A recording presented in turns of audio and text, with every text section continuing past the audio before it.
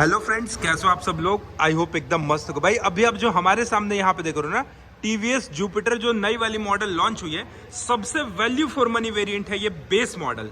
अब ये मैं बेस मॉडल को वैल्यू फॉर मनी वेरिएंट क्यों कह रहा हूँ वो आज की इस वीडियो में बताऊंगा। इससे पहले आप सारा मॉडल एक बार मैं आपको यहाँ पे दिखा दूं। तो सबसे पहले ये देखोगे, ये हमारे सामने प्रेजेंट है बेस मॉडल, जिसमें ना कनेक्टेड लाइट मिलता है ना हजार्ड लाइट मिलता है। बट अगर बात करें लाइटिंग की तो यहाँ पे आप देखोगे एलईडी लाइट्स मिलता है, जो कि रात के समय में काफी अच्छा विजिबिलिटी प्रोवाइड कराती है। साथ ही साथ टॉप एंड मॉडल की अगर मैं बात कर लूँ तो आप यहाँ पर देखोगे कि ये जो मॉडल है ना, ये हमारे सामने सेकंड टॉप मॉडल है, जो कि वैल्यू फॉर मनी कह सकते हैं इसको, क्योंकि इसमें बहुत सारे फीचर्स मिलते हैं। और भाई अगर जो लोग दीवाने हैं ना वो फर्स्ट ये टॉप मॉडल लेने के लिए, तो अगर मैं आपको बताऊं तो टॉप मॉडल में सिर्फ और सिर्फ आपको एक्स्ट्रा में एक डिस्क ब्रेक मिलता है।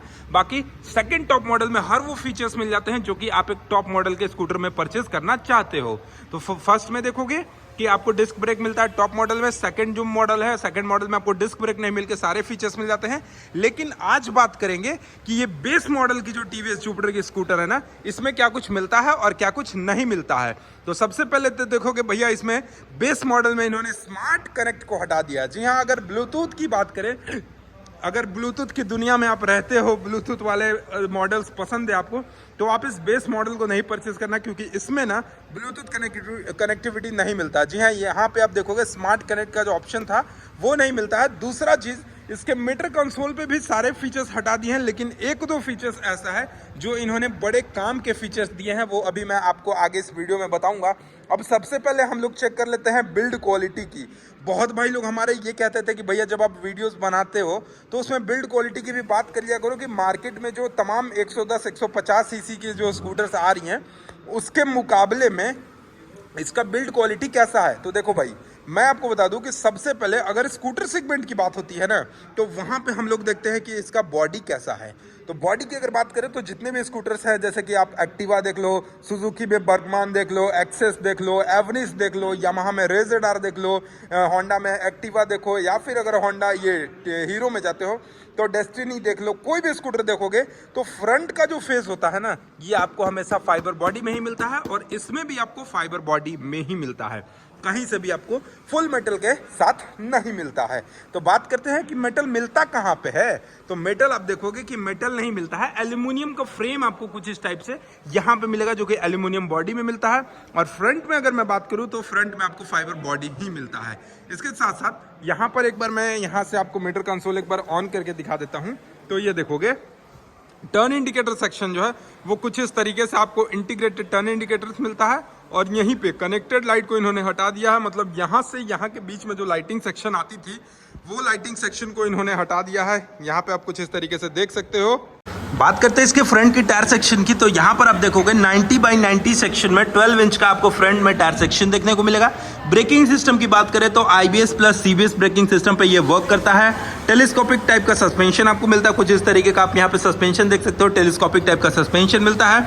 साथ ही साथ अब आइए चलिए चलते हैं इसके मीटर कंसोल पे, जानते हैं कौन कौन सा फीचर्स मिलता है, क्या कुछ नहीं मिलता है। तो सबसे पहले चीज़ तो आप यहीं पर देखोगे कि इसका जो मीटर कंसोल है ना, ये पूरा का पूरा आपको एनालॉग के सेटअप में मिलता है। डिजिटल मीटर कंसोल इसके बेस मॉडल में नहीं मिलता, जैसे कि सेकंड टॉप मॉडल भी अगर आप परचेज करोगे तो उसमें आपको डिजिटल मिलेगा।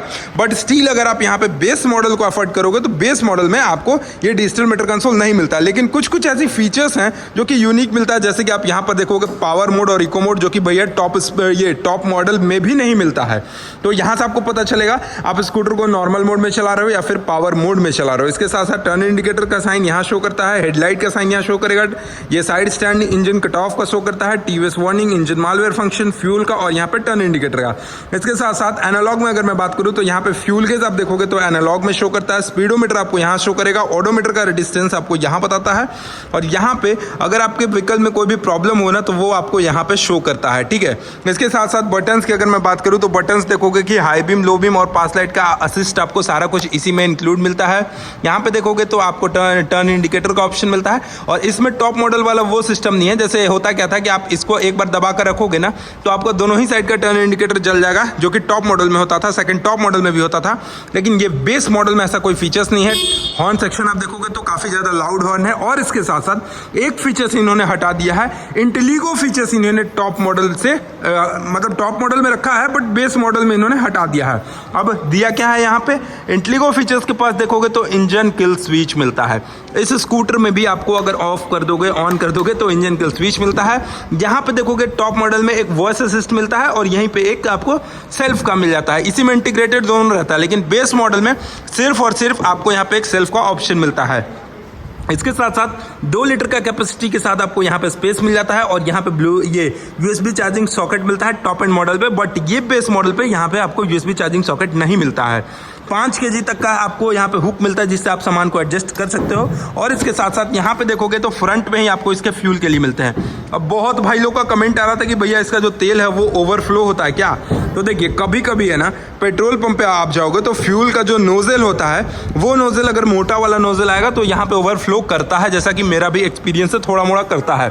लेकिन कुछ लोग कहते हैं कि इसको फुल मतलब तेल पूरा फुल लेने के बाद भी ये बाहर से लीकेज होता है, तो भैया लीकेज उकेज नहीं होता है।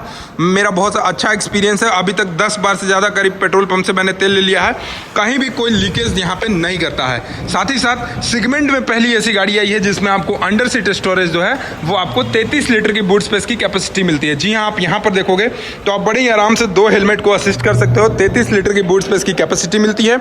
और सीट देखोगे ना तो हमेशा से जुपिटर जो है वो अपने सीट के लिए ही जाना जाता है, कंफर्टेबिलिटी के लिए ही जाना जाता है।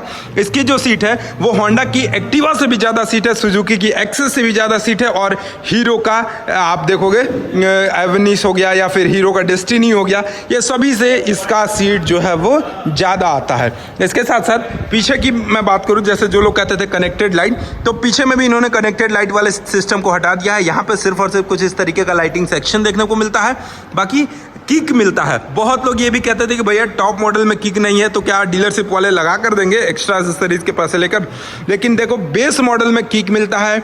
इंजन की अगर बात करें तो 110 सीसी का ये स्कूटर है, बट कंपनी ने 113 सीसी का इंजन दिया है जो कि 8.02 PS का पावर प्रोवाइड करती है, और 9.8 लीटर का आपको यहाँ पे इसका टॉर्क मिलता है। फ्रंट में सस्पेंशन, रियर में सस्पेंशन देखोगे 3 step adjustable hydraulic shock absorber type का, स्विंग आर्म टाइप का आपको यहाँ पे रियर में सस्पेंशन मिलता है।